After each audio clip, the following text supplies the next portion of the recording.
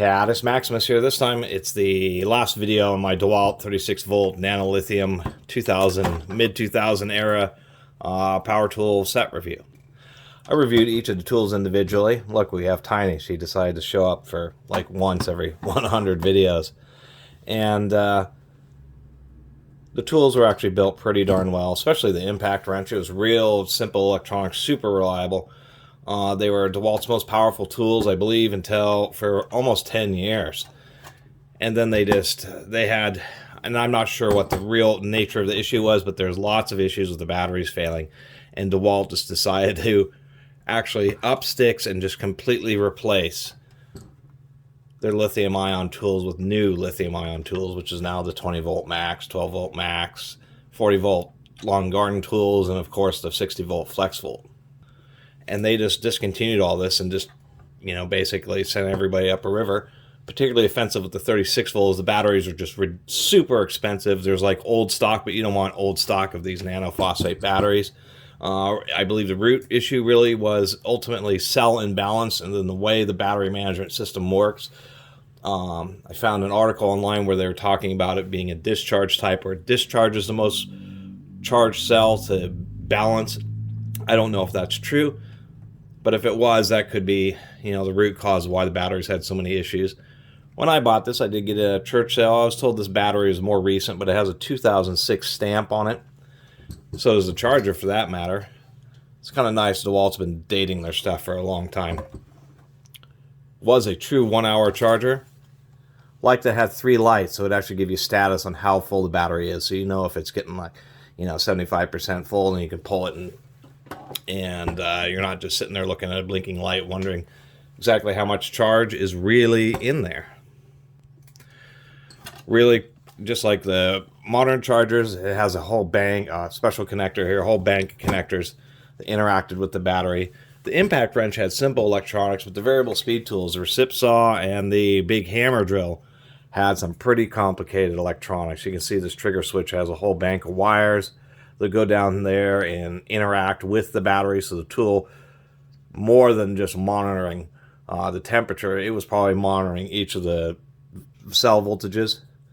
They even had little test connectors on these old tools, plus like a big, you know, power circuit. This must be the switch for switching the power of the motor, because they had advertised like 750 peak watts or something. And so that would explain why they had such a big transistor to handle the variable speed switching. But that's the deal. It was pretty surprising. What also is surprising, it doesn't surprise me that they use pin and socket security Torx on the battery, but on the charger they also use security screws, and it just has like a lamp cord, you know, and that thing will, you know, if you were keeping this around a while, it has these provisions to wrap the cord around it, it'd end up fatiguing there. So anyway, I thought we'd take a quick look inside the charger first, and then take a look at the battery. And when you talk about pin and socket, this is what it is. It's like a Torx screw, and there's a variety of security screws that are like this, but they have just a little pin forged in the middle of it, so you can't put any standard driver. So of course you have to get special security ones which have a hole in them. Got those out, and I need to correct myself. I was informed in the previous videos I've been talking about how this was 36 volts, but being lithium ion, I had made these assumptions that it was similar charging voltages on those nanophosphate batteries. So I kept on saying that the charger was actually 126 watts. Apparently I'm wrong. The phosphate lithium-ion batteries, their nominal voltage is 3.3, and their max voltage is like 3.6. That's their charge voltage, and what they come off as, you know, fully charged, fresh off the charger. So the 36 volts, I believe, is actually a 36 volt max rating, and these tools may have been really nominal 33 volt tools, and that would make this charger then whatever it is, 108 watts or something like that.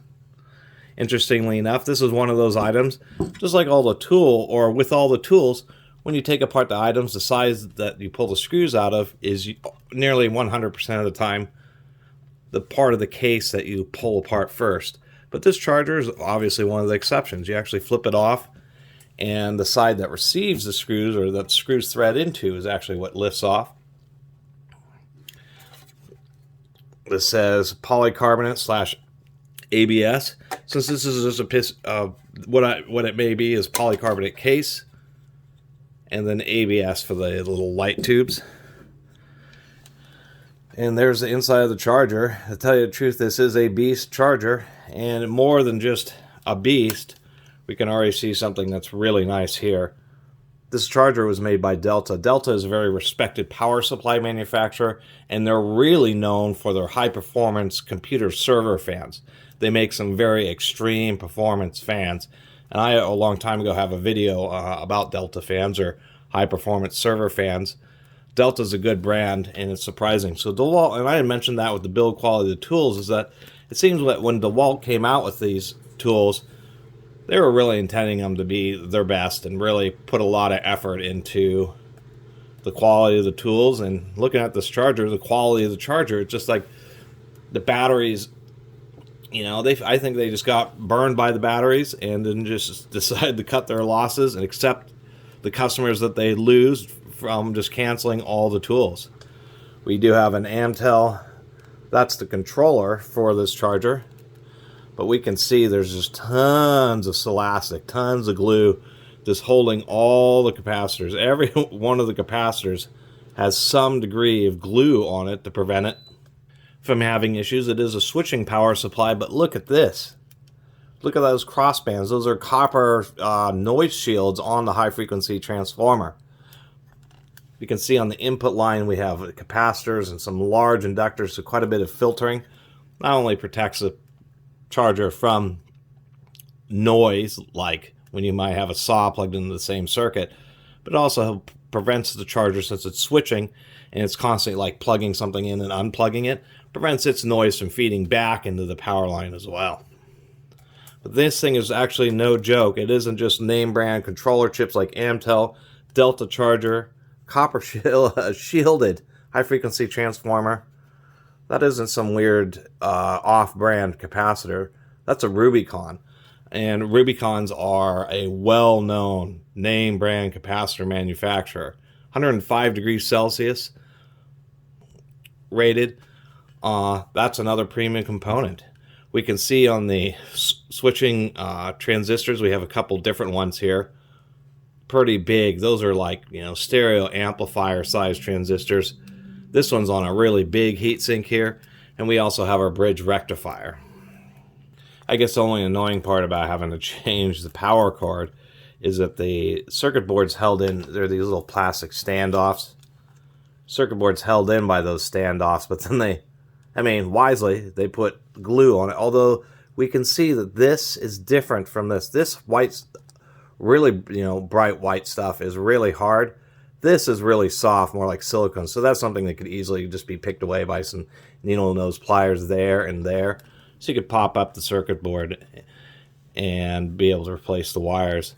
I mean, they even have this nice little trough, curved little trough here for the balance wires to sit into.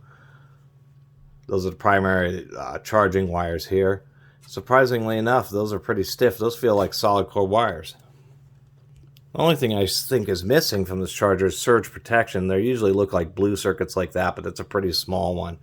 I think that would be the only thing. You know, EADP appears to be the number of the model number, dash something, and then it's covered up. But to tell you the truth, you know, you take a, I'm pretty surprised. This was actually name brand premium charger.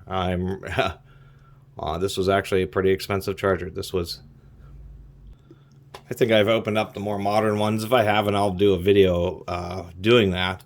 But I'm pretty sure I'm not going to see Rubycon capacitors, Atmel controllers, all manufactured by Delta. One thing that you'll see interesting here is that all the balance wires are the same color, orange. And you'd say, well, what's going on with that? Balance wires is, since this battery pack is a whole bunch of individual cells that are all wired up to give you 36 volts output. But really the root cause of why a lot of batteries fail, especially in power tools, is inevitably one or two of those battery cells end up not being quite as good as the others, and so they end up getting tired first. So what they end up doing is they have a whole bunch of wires inside the battery, so it can, when the charger's running, it actually cuts up the batteries. so that it can say, oh wait, just these two cells are low, and so I'm going to make sure not to overcharge them, or I'm going to try to balance out the charge so everything is even to try to make the batteries last longer. Well, you have different voltages. If you have 2 volts, then you'd be like 6.6 volts, and then it might be 13.2 volts, or 6.6, yeah, 13.2 volts, and then whatever that would be 19.8 volts. And so each of the balance wires that actually have that, they'd have a 6.6 volt, a 13.2 volt, a 19.8 volt output. Instead, it appears that these are all the same voltage level, which means that the controller in here is what's really dividing up the specifics to each of the cells. So each of these wires may be just like a 6.6 volt. Kind of a surprising way of doing it. And it makes sense. In the article I read, they said that these old Nano Lithium had better battery management systems integrated into the batteries, but nowadays they rely more on the charger and tools to deal with it. But that is what a sweet looking charger should look like. As far as the internal electronics and construction, I mean, this thing was made to hit the ground, not loosen up on you, and actually last a while, and it was all premium brand name stuff. That's expensive. Alright, let's knock this battery down. I suspect this just happens to be a battery that may have been barely used, and that's why it has any charge at all. I was noticing that this thing barely works. It's like a ½ amp hour. I believe the 7 outer screws are for the case. The 4 upper ones are for the battery management system. Let's go and pull out all these little screws here.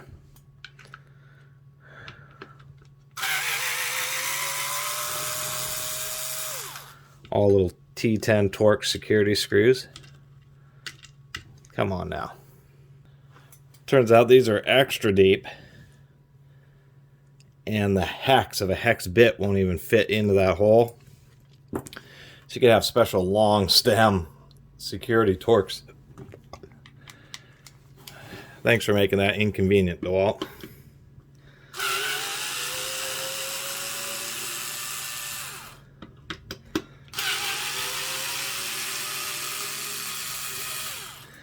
Most situations you can get away with just normal bits, but every once in a while, like this, you have a big recess. Okay, let's see if we can't. Well, the battery management system is connected up there. And the wires are kind of getting stuck on this, so I'm going to pull these out.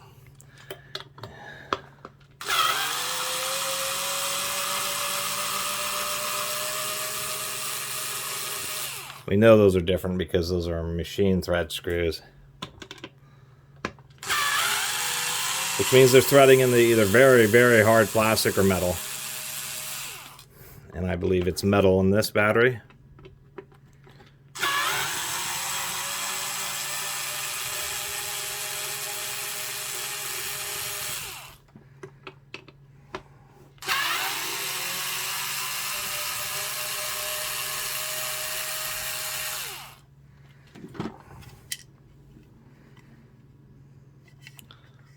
Says ABS/PC, so polycarbonate battery.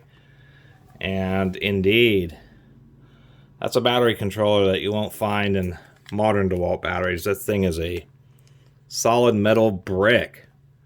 The whole connectors and everything all integrated into it. There's our release lever. There's the spring. Even the spring's pretty nice. They ground the ends so they sit flat. We can indeed see our A123 cells there. And then some numbers. I don't know if anybody can tell if we zoom in just a little bit more. I don't know if anybody can tell the date of these cells from those numbers. I'm going to try to get the rest of the pack out of there. Bunch of Kapton tape. Holy mackerel, is this thing in there tight. I really had to just pry and grab that thing out of there. All the batteries, of course, are all spot soldered together, but what's interesting is they have these spring-loaded contacts And these are what the balance wires. We have them going on both sides here. So this was indeed balanced, 2 cells per balance section or balancing stage. You know, this is a pretty crazy balance charger or battery management system on top of this battery. It's completely potted, completely filled in with hard plastic, so there's no way to really get at it. It was an expensive and relatively impressive battery. And yes, I suppose, I wonder where it's pulling the, seems over here is where it's pulling the main power from. This could be rebuilt, but it's nothing I'm gonna, spend the time dealing with. It was more just to document these old 36 volt tools and just get into the details. There is some stuff that there are definitely some articles and even some YouTube videos about rebuilding. If I could stay in frame here, rebuilding these batteries, but it's not for me. I don't have a spot welder, and that's what it would take, is just ordering some new batteries. And I looked that up. It was around 65 bucks, 70 bucks shipping, just for the cells themselves, 10 cells, and then you have to put it together. So anyway, that finishes up my whole series on these DeWalt 36 volt tools. I'm just going to end up donating them. Actually, there's a particular place when I talk about donating stuff that may have some value, even though the battery's dead. Or, I mean, it's almost dead. It does still have a little bit of life left into it. What I end up doing is I donate this to a charity that works with homeless people. They have a thrift store. I kind of like going into there. And so I do what little I can to support them. And somebody will want to pick these up for whatever they'll sell them for, 30, 40 bucks or something. And maybe they may want to be more into rebuilding the battery. Anyway, really appreciate everybody who's tolerated this series on these DeWalt 36 volt tools from the mid-2000s. And if you haven't subscribed, please do. Until next time, Catus Maximus out.